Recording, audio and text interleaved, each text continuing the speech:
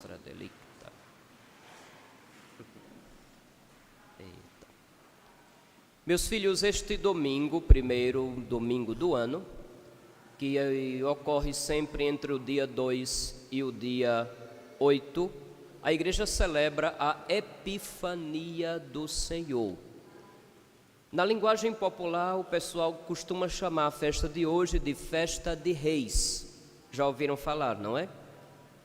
Porém, esse nunca foi o nome correto daquilo que estamos celebrando. O nome que a igreja sempre usou foi Epifania. O que é que isso significa? É uma palavra grega que significa manifestação. Aquele que estava oculto deu-se a conhecer. O Deus invisível se fez ver. O Deus invisível de eternal grandeza, sob véus de humildade podemos ver. Deus pequenino, Deus envolto em faixas, diz a música que nós cantamos nesse período de Natal. Sim, Ele é a imagem visível do Deus invisível, diz o apóstolo São Paulo, nosso padroeiro. E é esta festa que celebramos hoje. Epifania era o nome que era dado a algumas ocasiões da vida, digamos assim, dos reis. Basicamente, esse nome era dado a duas grandes ocasiões. Quando os reis voltavam vitoriosos das suas batalhas com os despojos de guerra, se fazia um desfile militar para entrar de volta na cidade real, e as pessoas iam aclamar o rei que voltava vitorioso das batalhas. Ele manifestava o seu poder, a sua força.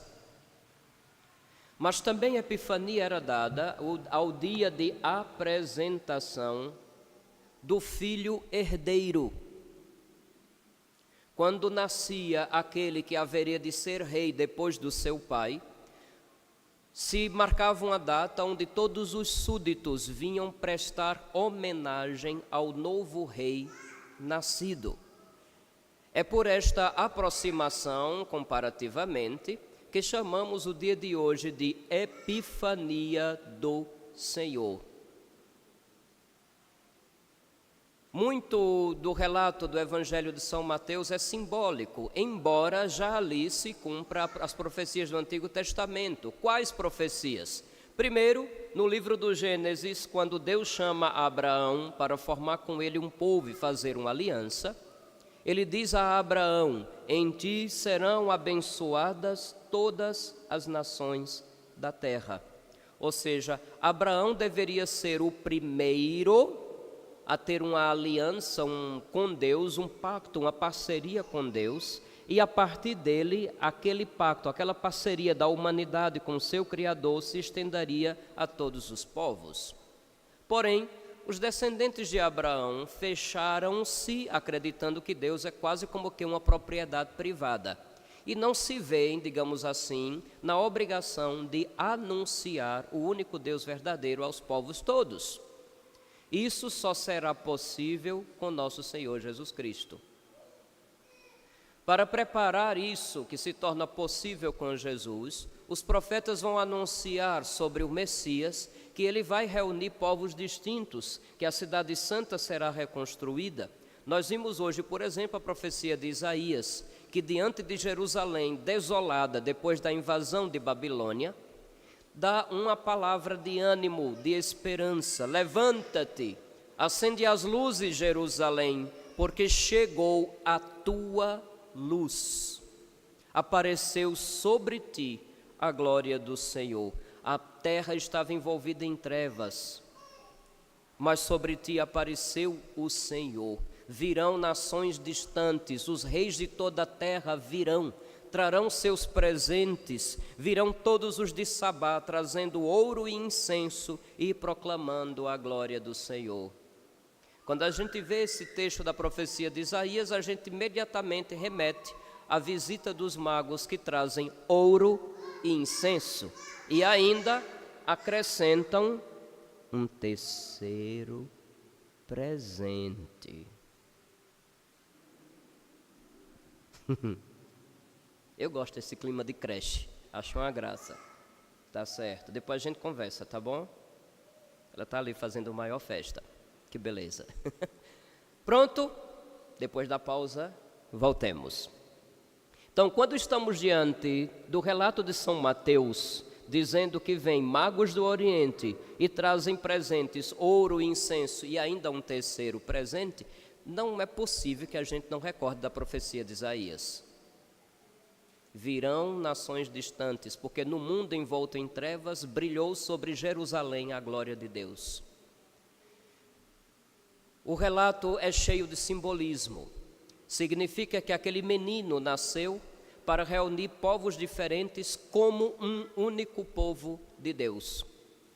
Israel, a partir de Jesus, e o que eu vou dizer agora pode muitas vezes dar problema, talvez não em Frei Paulo, mas em outros ambientes. A partir de Jesus, que atrai para Deus povos distintos, Israel perde o status exclusivo de ser o povo de Deus. Todos aqueles que em Cristo encontram Deus, professam a verdadeira fé em Deus encarnado, esses todos formarão aquele grande povo que Deus deseja fazer com a humanidade inteira. E começa com esses magos que vêm do Oriente, atraídos pela luz de uma estrela no céu. Quando diz aqui que eram magos, esqueçam aquelas histórias de Harry Potter, que certamente alguns devem estar na cabeça. O cara vestido com aquelas roupas, com o chapéu pontudo, não é? Com a varinha. Nada a ver. Esqueçam esta caricatura. Magos no passado era qualquer um que se dava aos estudos das ciências, especialmente aqueles que estudavam os astros.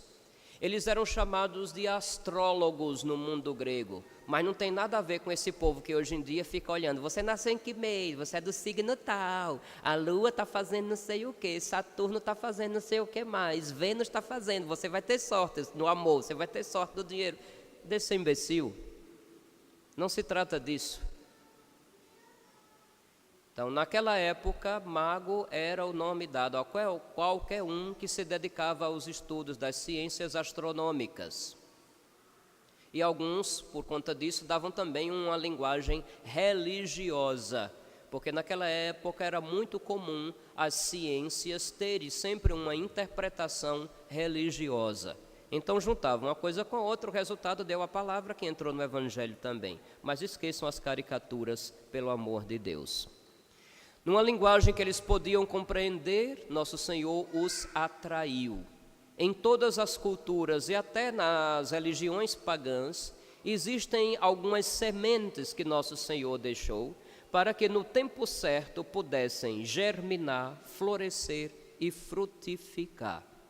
Existem muitas culturas ao redor do mundo que tinha algo que preparava a chegada de Cristo, a chegada do Evangelho. Até mesmo entre os mexicas, que eram os que sobrava ainda dos astecas, quando chegaram os espanhóis, haviam profecias que falavam de um povo vindo do mar e que trariam coisas diferentes para eles. Esse povo foi infiel, foi necessário Nossa Senhora intervir, e aí conhecemos a famosa história de Nossa Senhora de Guadalupe. Estudem, para que vocês não repitam, feito papagaio, o que muitos professores que não têm compromisso com a verdade, mas somente com a ideologia, ficam tentando fazer da cabeça dos filhos de vocês. Estudem! Aqueles magos, conforme sua compreensão, Deus os alcançou e os atraiu. Já estava acontecendo ali aquilo que aquele menino crescido vai dizer: ninguém vem a mim se não for atraído pelo meu Pai que está nos céus. Por 2 vezes Jesus falou isso. E isso está escrito no mesmo capítulo do Evangelho de São João, capítulo 6. Por 2 vezes Jesus disse: ninguém vem a mim se não for atraído pelo meu Pai que está nos céus. Então a conversão não depende nem de mim nem de você, depende dele. De nossa parte, só 2 coisas: oração, intercedendo, pedindo a graça da conversão do outro, e o testemunho, que se naquele tempo foi a estrela, que foi o sinal de atração para aqueles magos, hoje é o testemunho de quem crê em Jesus, que pode ser a luz que atraia para Deus os que estão distantes dele. Os magos foram atraídos por aquela estrela. E ainda com a mentalidade equivocada, porque o mundo sempre quer encontrar o Deus Todo-Poderoso. Eles vão logo para Jerusalém, porque era a cidade do culto, a cidade do rei, a cidade importante. E parece que quando chegam em Jerusalém, a luz desaparece, a estrela se oculta. Eles ficam perdidos. E vão procurar nas escrituras de Israel um outro sinal. Se não há o testemunho direto, se desaparece, sempre há o testemunho da palavra de Deus. E mesmo aqueles que não têm muito compromisso com Deus, que usam a palavra de Deus sem entender e sem obedecer, sem querer, acabam se tornando também, digamos assim, instrumentos de Deus. Meus filhos, até quem usa a palavra de Deus sem entender e sem obedecer, pode, por uma ou outra causa, se tornar também instrumento de Deus. Teve muita gente que não conhecia Jesus e a primeira atração foi um grupo herege. Até que aos poucos Nosso Senhor foi iluminando e conduzindo à plena verdade e se tornou católico. Acontece isso muitas vezes.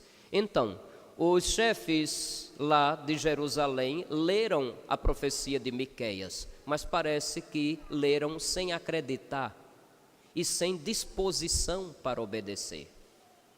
Eles leram a palavra de Deus na corte de Herodes, mas quem obedeceu? Nenhum.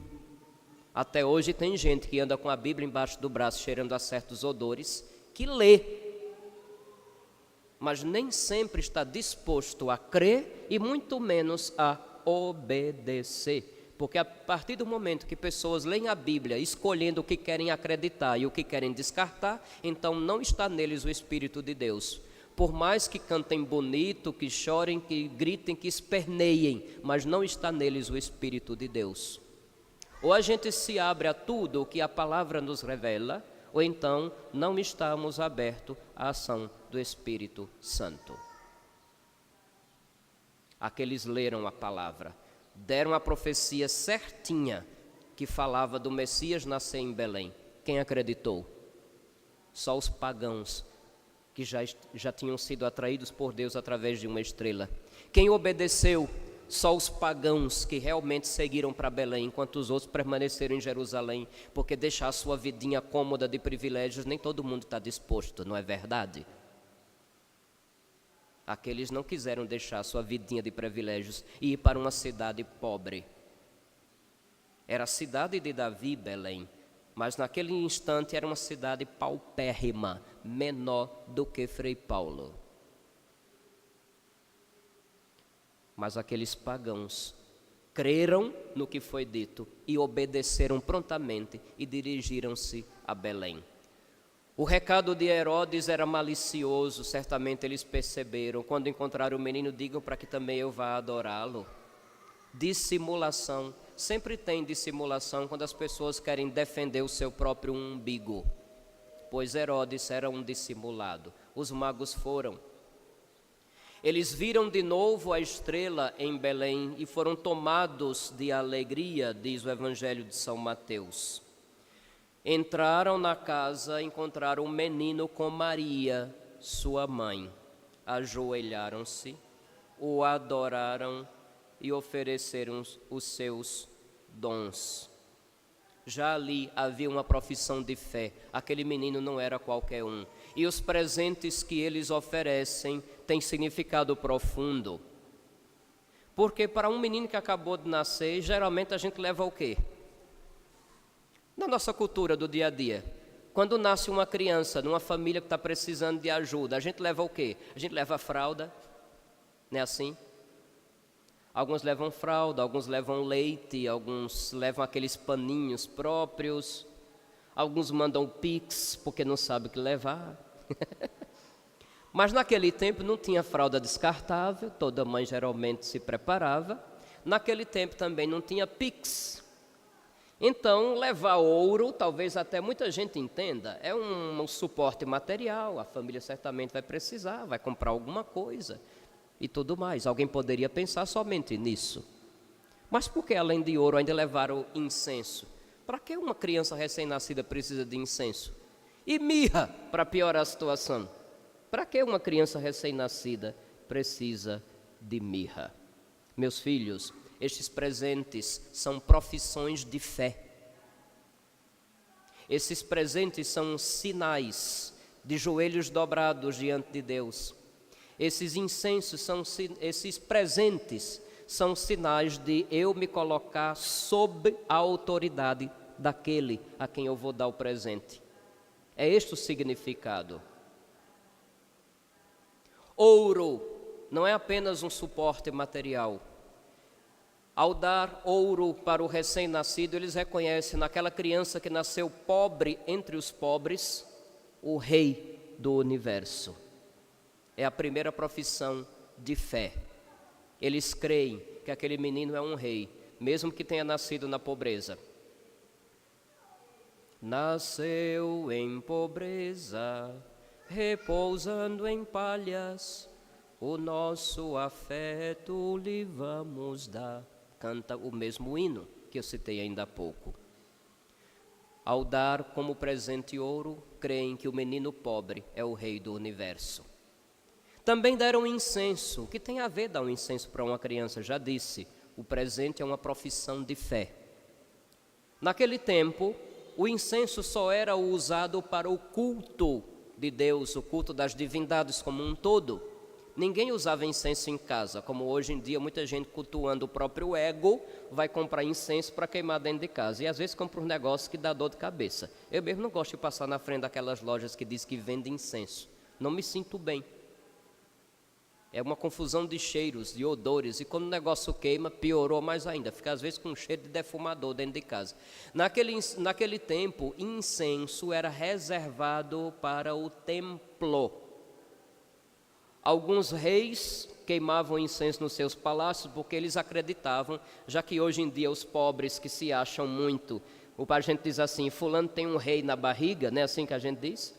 Os reis naquele tempo que se achavam muito, poderíamos dizer que ele tinha um deus na barriga. Então se achavam deuses, por isso queimavam incenso nos palácios. Mas ao ofertar incenso para o recém-nascido, eles professam a fé de que aquele menino nascido frágil é Deus Todo-Poderoso que vem ao nosso mundo. É uma profissão de fé na divindade daquele menino. E mirra, que é uma coisa que aqui no Brasil praticamente não se usa. Mirra é uma erva que é perfumada, dela se tira um extrato que pode ser usado para muita coisa. Tem um cheiro agradável, pelo menos naquele instante era um dos perfumes mais conhecidos. Da resina de mirra pode-se fazer muita coisa. Por exemplo, vamos abrir um parênteses, seção turismo. Se alguém de vocês algum dia for visitar João Pessoa, capital da Paraíba, não deixem de visitar o antigo convento de São Francisco. É um lugar belíssimo, em estilo barroco. Na sacristia, os frades pegaram resina de mirra e fizeram tijolos e colocaram em alguns pontos do piso e do rodapé da sacristia, para que a sacristia da igreja fosse permanentemente perfumada. Até hoje você passa o dedo num desses tijolos e sente o cheiro de mirra. Se quiser me levar junto como guia, eu aceito, viu? Com convite. Um patrocínio sempre é bom. Só para vocês terem ideia. Mas, fecha o parênteses da seção turismo, vamos voltar lá. Por que os magos deram incenso para o recém-nascido? Ou melhor, a mirra para o recém-nascido? O óleo perfumado da mirra era usado para ungir o corpo dos defuntos antes do sepultamento. Vocês estão lembrados na Semana Santa que disse que às pressas prepararam o enterro de Jesus porque já estava para chegar o sábado? E na madrugada de domingo foi Maria Madalena com as outras levar o óleo perfumado, preocupadas, porque queriam ungir o corpo de Jesus e preocupadas, quem vai rolar a pedra? Porque é muito pesada, a gente não consegue não. E quando chegaram lá, encontraram o túmulo vazio. Elas estavam levando esses ungüentos, certamente tinha óleo de mirra também. Então, por que esses magos, além de ouro e incenso, também levaram mirra? Se o ouro proclama a divindade do menino pobre, se o incenso, ou melhor, se o ouro proclama a realeza do menino pobre, se o incenso procura a divindade do ser humano nascido frágil, a mirra proclama a fé na humanidade. Aquele Deus se fez verdadeiro homem, que um dia vai se oferecer em sacrifício e dar a vida por mim e por você. Já antecipa, é uma profissão de fé e ao mesmo tempo uma profecia, que aquele menino que nos causa tanta ternura, um dia vai se submeter ao sofrimento e à morte. Profissão de fé, é este o símbolo dos presentes. Depois que eles oferecem os presentes, é dito, eles voltam para sua terra seguindo por outro caminho, avisados em sonho para não voltarem a Herodes. Voltam seguindo outro caminho. Meus filhos, depois que a gente encontra Jesus, é impossível a gente viver do jeito que vivia antes. Aquele menino, quando crescer, vai dizer de si próprio, eu sou o caminho, a verdade e a vida, ninguém vai ao Pai a não ser por mim. É impossível encontrar a luz do mundo, que é Jesus Cristo, e a gente voltar para uma vida de trevas, de pecado, de erro e de maldade. Uma vez que a gente encontra Jesus de verdade, a conversão começa a acontecer. Nós mudamos a compreensão, nós mudamos a mentalidade, nós mudamos a postura, nós mudamos o linguajar, nós mudamos o nosso comportamento, nós mudamos a nossa forma de agir e de reagir nas ocasiões mais diversas da vida. Voltaram para a sua terra, seguindo outro caminho. Não seguiam mais as religiões falsas dos pagãos, porque encontraram a verdadeira religião, o verdadeiro Deus, em quem o ligame, o religar da humanidade com a divindade acontece de forma plena. É este, portanto, o significado de voltar para a sua terra, seguindo por outro caminho. Veja quanta simbologia a festa de hoje nos traz. Se o Natal era importante porque é a festa de Deus que veio até nós, hoje também é importante porque é quando ele começa a atrair para si povos diferentes para formar um povo só. Ele veio para reunir para si um povo e começa com esses pagãos. Se na noite que ele nasceu foi chamado os que estavam próximos, os pastores de Israel, os pobres pastores de Israel, na Epifania ele atrai os distantes, os magos pagãos que vêm de outros povos, com uma luz no céu, a forma como eles podiam compreender e, portanto, ser atraídos para o verdadeiro Deus. Aqueles foram atraídos pela luz da estrela. Nós fomos atraídos para nosso Senhor por que meio? Qual é a luz que hoje nos atrai? Qual é a luz que hoje ainda pode atrair outras pessoas que estão distantes para junto de Deus? Para ter uma vida em comum com Jesus? Naquela ocasião foi uma estrela no céu. Hoje nosso Senhor conta com o meu testemunho e com o teu testemunho. Ele é a luz do mundo, mas Ele nos ilumina. E uma vez iluminados, Ele também diz para nós, vós sois a luz do mundo, que não se deve esconder embaixo do banco ou de uma mesa, mas deve se colocar num lugar que brilhe e que atraia os outros.